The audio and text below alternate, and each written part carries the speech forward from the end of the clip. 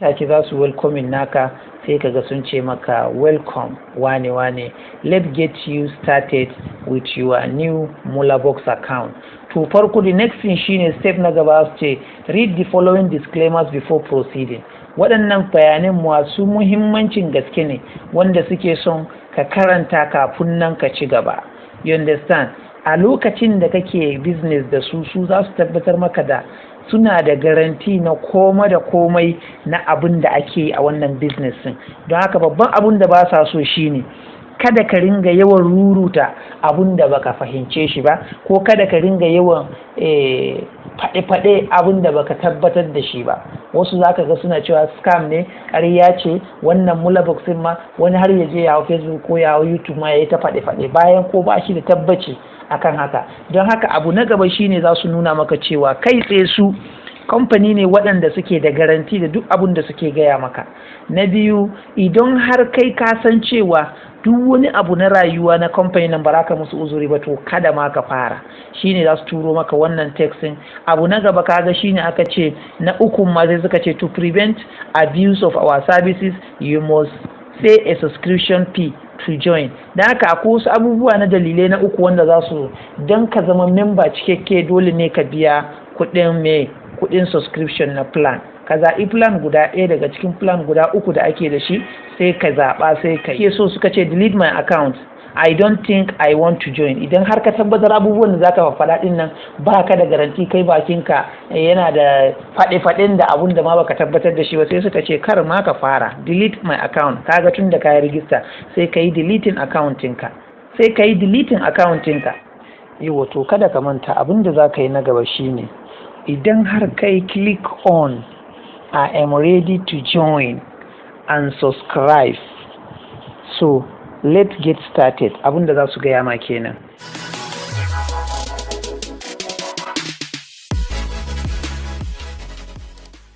Abinda za su gaya maka na gaba shine sai mai Facebook URL.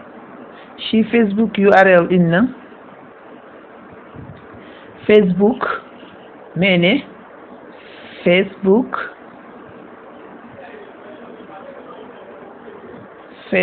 URL.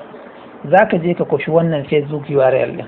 Shi Facebook URL a browser za ka je ka yi login. Duk wani browser za ka je ka yi login. Idan ka yi login na Facebook naka, to a nan ne za ka gan shi. Ka gane ko? A nan ne za ka ga ka kwafi wannan abu. Idan ka tashi dai bayan ka kwafi Facebook URL naka, ka yi pasting, kada ka manta ka yi login ta kan browser. So step na gaba shine add bank account.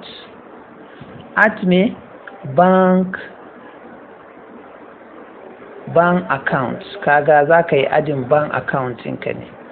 Shi bank account ɗinka nan abin da ake so, kaga dole ne za ka sa bank name ko bank name. So bank name ɗin nan misali kaga bank name sannan kuma user account name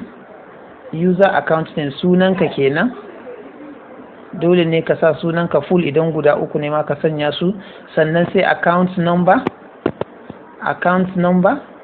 sannan kuma sai kuma saving or current. Sai kai kilikin kan ɗaya. Idan account ɗinka saving ne ka kilikin kan saving, idan current ne ka yi kilikin kan kuma current. To wannan shine step na gaba. Daga nan wurin za su ce maka final step. Step na ƙarshe kenan. Step na ƙarshen nan me zai faru? Abin da yake faruwa a step na ƙarshen nan, wato wuri ne wanda za ka kofi plans ɗinka. Plans ɗin nan su ne number 1. Wato plan na farko ana kiransa mai starter ko? Starter nan shi ake kira wanda ake rigistansa da dala $6. Ka gane $6. To $6 nan nawa ne? $6 nan shine naira 2,150. Wannan wanda shine kowane rana zaka na samun naira 175. naira 175 times 30 days kaga is equal to nawa 5,250 kudin da zaka samu a wata kenan. Ka gane wannan kudin da zaka samu a wata kenan banda sauran kyaututtuka. So step na biyu shine me, shine ake ce masa balu. Shi step na biyu nan ana kiransa balu. Nawa ne balu ake rijistan sa? $15.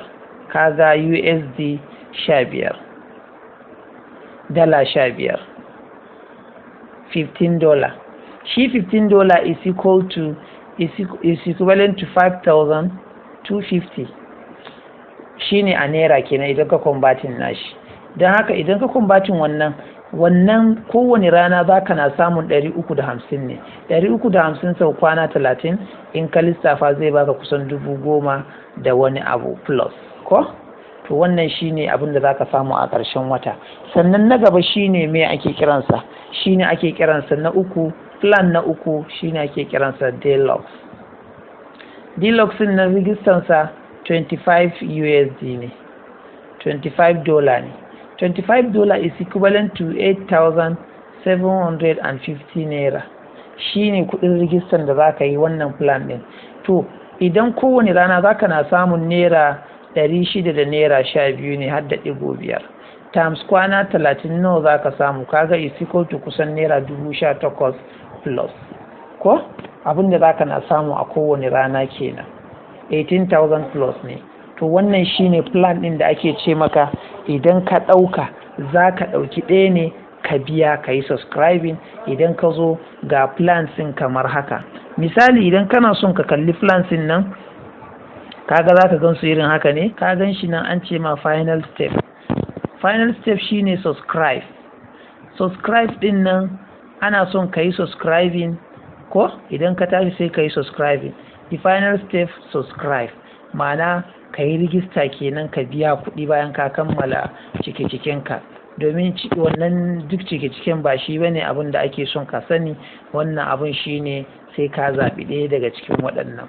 To ga ɗayan ana ce maka starter wanda shine zaka cika kowane rana zaka na samun $0.5 shine naira 170.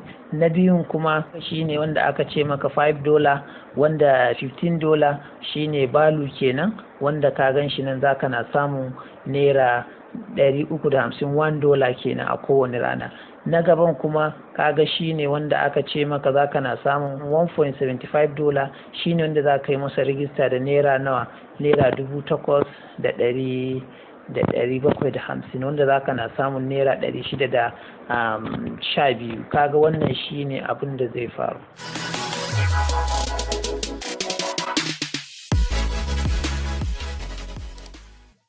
So don haka step na gaba shine bayan ka kammala registration, bayan ka kammala ka zaɓi plan ko kana zaɓen plan ɗin nan, to za ka je ka yi payment ne.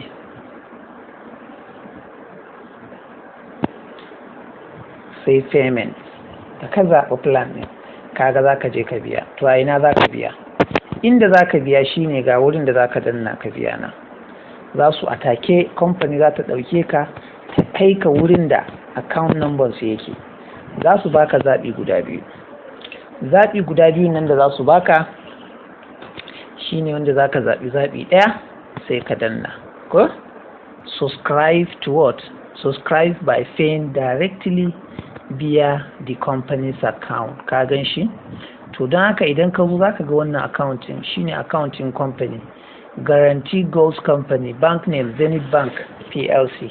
Ga account number kana danna za ka biya sai ka tabbatar da cewa wayanka na screenshot idan ka biya ta transfer. Kaga za ka samu alert, kana alert sai ka danna screenshot. Dole ne ka zama kana da screenshot of your payment, of your what? Of your payment. Bayan ka biya ka tabbatar ka yi screenshot na payment naka. Ga step din da za ka yi ka submitting payment naka. So the next thing kaga sai aka ce submit payment. Submit what? Submit payment ko? Submit payment proof. Idan za ka submitting payment proof naka ga processing yadda yake. idan zaka tashi zaka yi wannan submitting din to ga process din yadda zaka submitting kai tsaye ba tare da ka samu wani katsalandan ba.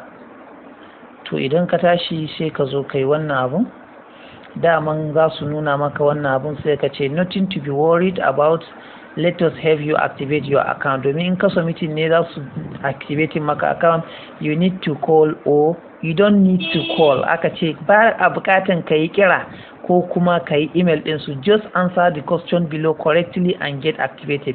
Da zaran ka ba da waɗannan amsoshin daidai to baka da matsala. Don haka yanzu farko abin da za su tambaye ka, I paid via transfer, ta transfer ka biya ne ko ta wani ka tura ko wani ne ya maka transfer. Idan wani ne ya maka transfer a bank account ɗinka, kaga za ka ce I transferred via my friend, I transferred via my, I paid via transfer, kai zuwa naka kenan. I paid via depositor name, kaga sai ka bada depositor name din, karfe nawa ya je bankin, karfe nawa ya yi biya da sauransu, kaga ka cike wannan. Daga nan ka yi wannan sai ka cike, sai ka sanya sunan wannan wanda ka tura din, ka sanya sunan, type a name here, ka sa sunan, in kai in ne kai ka sa sunanka, ka gane. How much exactly in naira did you pay, sai ka sa, in ka zaɓi na biyu ne 5,250, kaga ka sanya daidai yadda ka biya, baka da problem. Wannan shine yadda za ka yi processing cike wannan al'amarin. Idan dai har ka cike daidai wa'ana amsoshin nan da suka tambaye ka, ka cike su daidai to baka da matsala. Kaga nan ka sa amounting, kana sanya amounting nan shi kenan sai ka zo nan kuma ka tafa type the exact date and time you paid, sai ka sanya date da time, ka yi screenshot din wannan wurin gashi nan, sai ka ɗauko wannan screenshot na hoton da ka ɗauko sai ka yi uploading nashi. Kaga kana uploading nashi din nan zaka ƙara duba kuma zaka ga abu na ƙarshe da zaka yi shine zaka ga wurin sa phone number. Kana tashi sai ka sa phone number ka, kana sanya phone number ka kuma shi kenan ka kammala wannan processing. Kaga za su ce maka you have posted a proof of payment to management. It will be reviewed and your account will be activated. Please do not call or email us. Simply log in after 15 minutes. Kai log in kawai bayan 15 minutes. If you submitted proof and your account has not been activated after 4 hours, call us. Sai suka ce ka kira su ta wannan number. Kaga ga number wayan shine wanda zaka sanya 081 kaga 60 17 5649. Wannan shine number wayan. Kaga submit payment proof, kaga shikenan, nothing to worry about that. Shikenan wannan, kana yin haka ka kammala registration ɗinka. Bayan minti 15 sai ka yi log in, ka tabbatar cewa ka shiga wannan business din.